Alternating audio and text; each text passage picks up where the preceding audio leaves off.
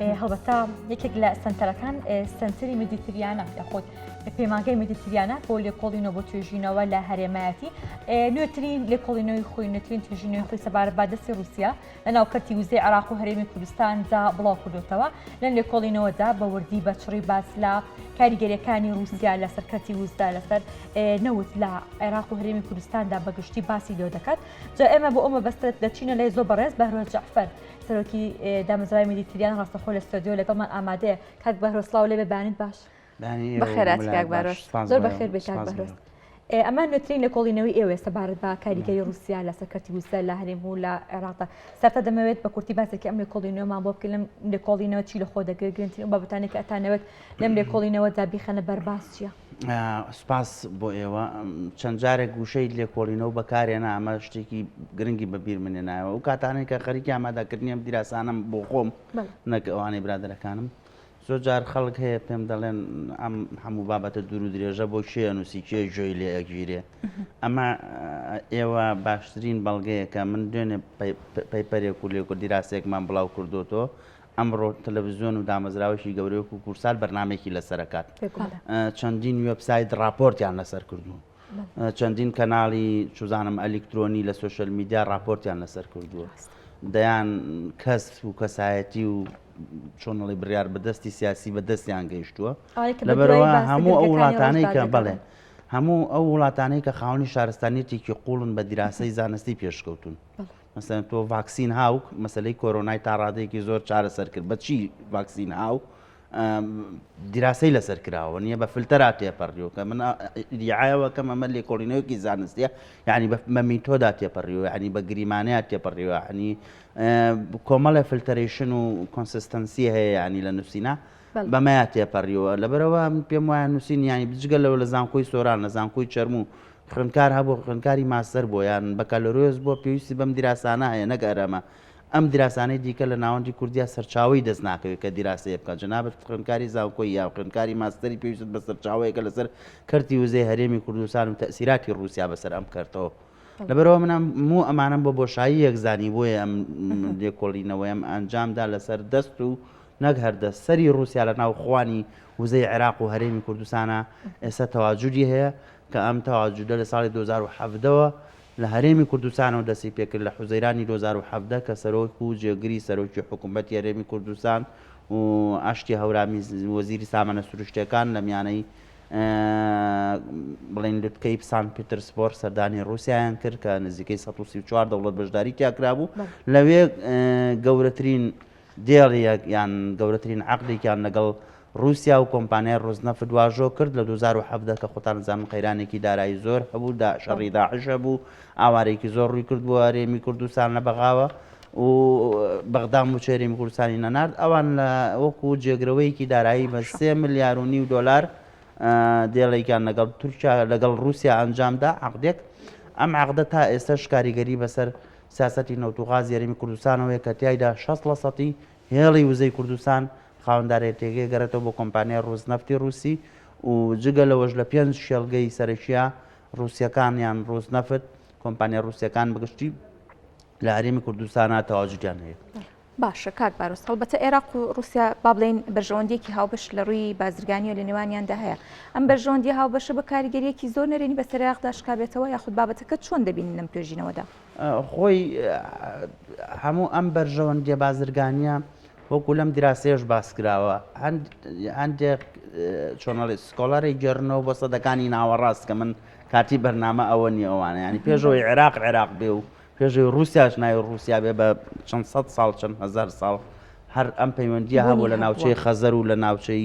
ڤۆڵگا و ئەوانە ئەمانە ڕێگای بازرگانی بنەوە بەیەکەوە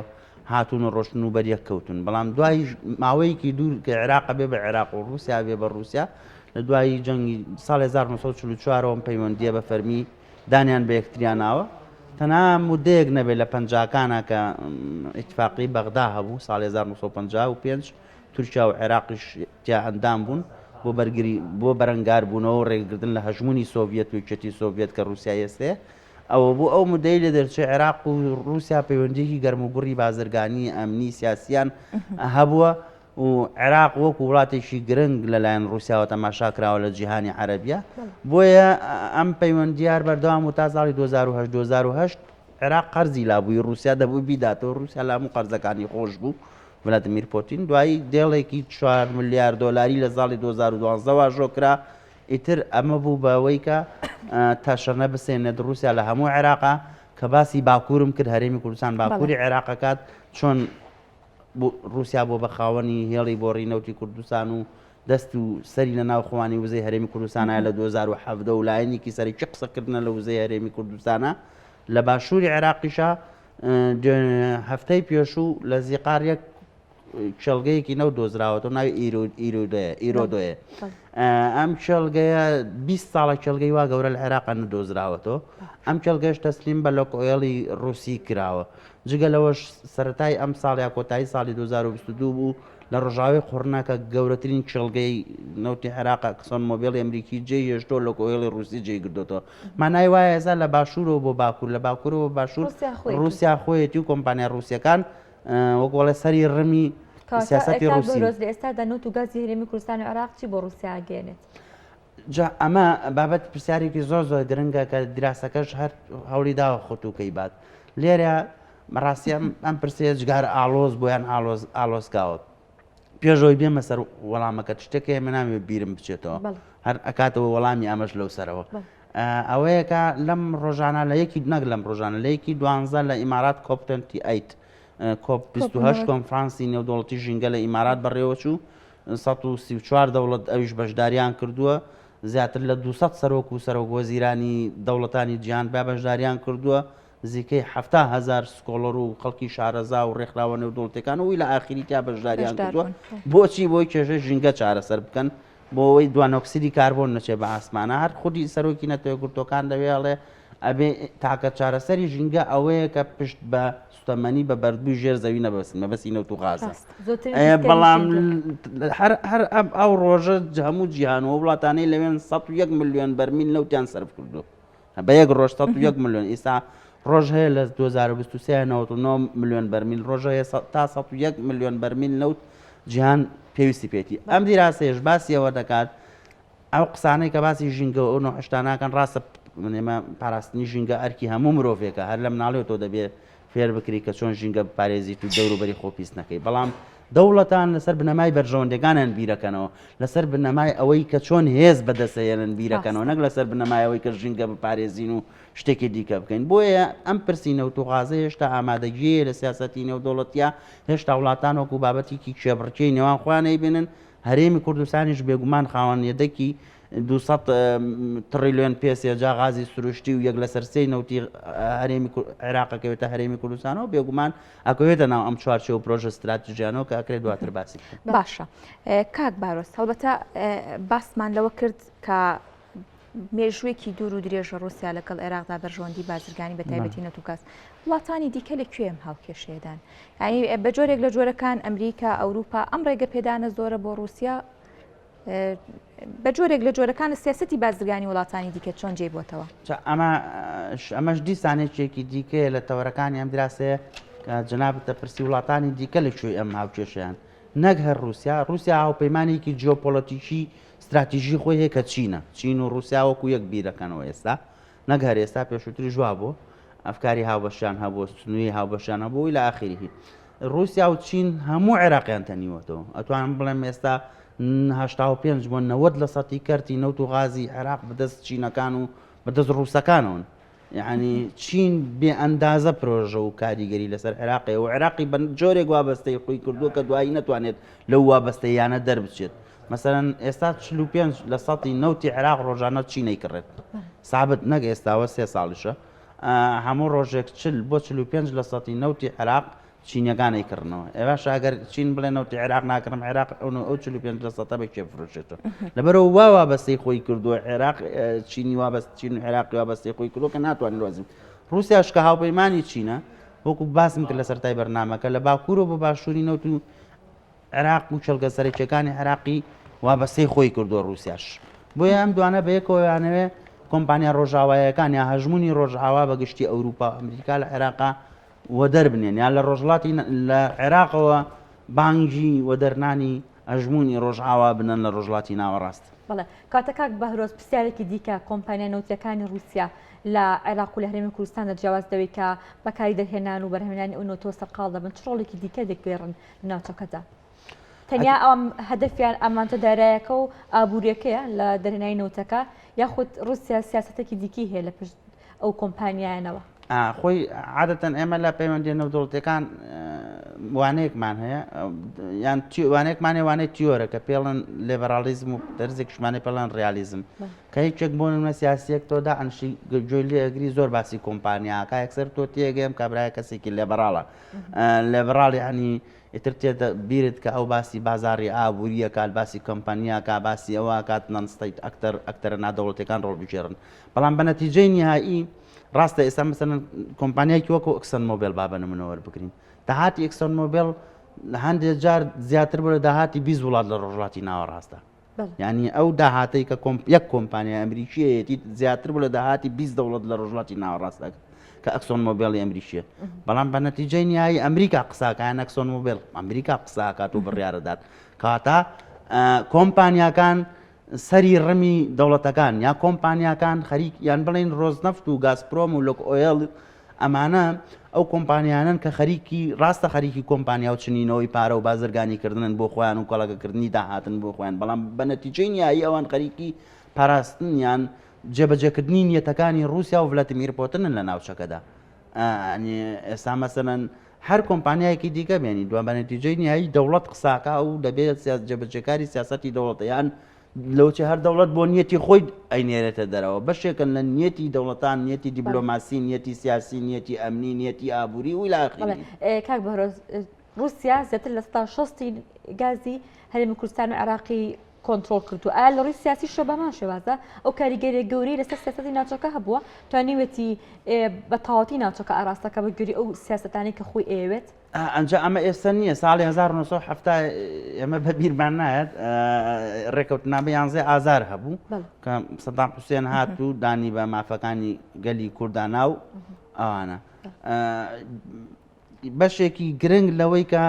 هودنەیان ئەم ڕێکەوتنامەیان ئەم ڕێکەوتنامێن دەقیەکێک لە مانینەکانی ئەوەیە کە بۆ ماوەی 4 ساڵ شەڕ ڕاگیرە 70 بۆ 74 یەکێتی سۆڤێت یان کە رووسیای ئێستاکە دەورێکی گرنگی هەبوو لەوەی کە شۆڕشی کوردستان کە و کاتە شۆڕشی ئەیلول بوو لەگەڵ عێراقا ئەم ڕێکەوتنامەیە بەجێ بگێن کە ڕێکەوتنامە 11 ئازارە چکە یەکێتی سۆڤێت پەیوەندی هەبوو لەگەڵ ئەم منتیقەیە نەک لێرە لە میسر لە سووریا ینی تەنینەوەی هەژمونی چەپ لە ڕۆژڵاتی ناوەڕاستا بە خۆی مێژوویەکی لە سەدەی 20ەمە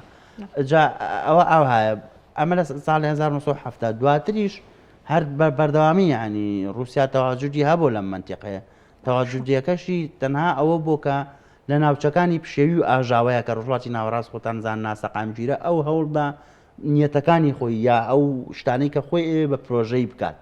ینی سسماری توانیوێتی و کاریگەری گەوری هەبێت بە گوێری ئەو ئەگەر نەشتوانێت خۆی هەوڵەدا پشێویەک دروستکە بۆی بە پرۆژە ینی لەو پشێویە پرۆژە بۆ خۆی مسۆگەر بکات و توانیوێتی ئەمەش بە زیادەوە بکات ینی ئێسان ئەژمونی ئابووری رووسیا لە عێراقا گەیشتۆ بە 19 میلیارد دلار لە ساڵی 2023دا 19 میلیارد دلار بۆ رووسیا زۆرە بۆ چین زۆر لەوە زیاترە لە عێراقا ینی چین و رووسیا کە دوو هاوپەیمانی سەریشین ئەم عراقیان وابەستە کردو بخوان خاڵێکی ترکە زۆر گرنگە من نامەوێت بیرم بچێت پێشەوەی بڕۆم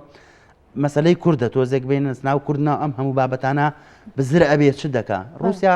یان بیرمەندە رووسیەکان ئەم ساڵانەی دواییان نەگەم ساڵانە دوای جەنگی ساردەوە زۆر باز لە پرۆژەی ئۆراسیاکەن ئۆراسیا هەندێک پیان وایە هەر ناوچێک بکەوتە بینی ئەوروپا و ئاسیاوە ئەوە ماکەن دەرپێی وایە هەر زلهێزێک ئەو شۆنە کۆنتترۆل بکات کۆنتترۆلی دڵی گیانی کردو هەموو گیان حکومەکات زۆر باسی ئەماکەن گریمان رووسیا خاوەنی ئۆراسیە بۆ رووسیا ئۆراسیا ڕەنگە هەر شوێنێک بێت کە بێوێ هەژمونی ئەمریکا و ئەوروپای تیاکەم بکاتەوە بە تایبەتی لە جەنگی ئۆکرانیایە ئەمە رووسیا ئەی چین پشتێنە و ڕێگای هەیە پرۆژەی پشتێنە و ڕێگای هەیە بۆ ئەو پشتێن عێراق خۆی پرۆژەی ڕێگای بازرگانی ڕێگای گەشە یان ڕێگای گەشە پێدانیە ئەی کورد لەناو ئەم هەموو پرۆژانەیە ئەبێ شوێنی کوێ بێت و چۆن کەواتە ئەبێ ئەوە پرسیاری منیش بوو کاک باڕۆس کورد ئەبێت چۆن سیاستەکانی لەگەڵ وزەی نەوتی نێودەوڵەتی و غاز و نەوتی نێودەوڵەتی و هاوکات عێراق رووسیا وڵاتانی دیکە بەکاربێن دەبێت شوێن و پێگەی لەکوێ بێت و تا ئێستا توانیوێتی و شوێن و پێگەیشی هەبێت کۆمەڵێ نقادەیە من ئەم ساڵ نیوەی تەمەنم 17 ساڵە خەریکی سەحافە و نووسین و قسەکردنەوە تەلەڤیزیۆن هەرێڵێمەوە نازانم بۆ ئەوەی نابێت ئێمە وەکو کورد